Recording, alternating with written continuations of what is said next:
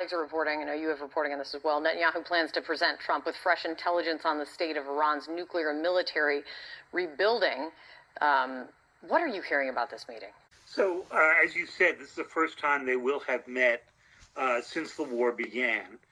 And the president comes to this, he's got to feel a little bit misled by Prime Minister Netanyahu. When they first were meeting in Washington ahead of the war, back in January and February of this year, Netanyahu was making the argument that a combined attack on Iran would result in the complete collapse of their government, that it would be a short war, that Israel had a plan for the replacement of the supreme leader at that time and the president of the country, and that this would just be a quick in and out at a moment of fragility in Iran.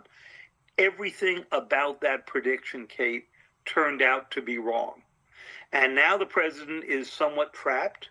He can't leave because the Strait of Hormuz is down to a trickle. There's a new threat now, of course, by the Red Sea. And the nuclear program, while buried, has almost been an afterthought for the president at this point. In fact, at moments, he has said, well, we can just sort of leave that where it is. Well, that was the cause of the war. Yeah.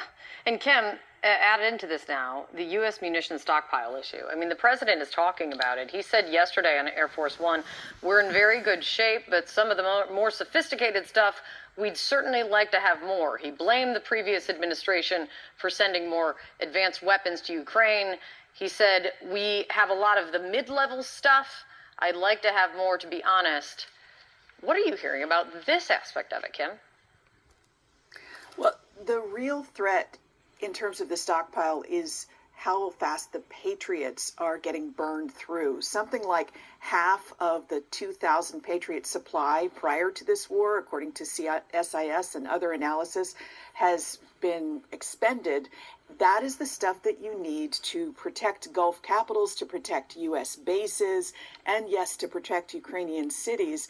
And it is not being replenished fast enough to meet the level of this fight. So that is a problem that military officers, according to CNN's own reporting, have stressed to Trump.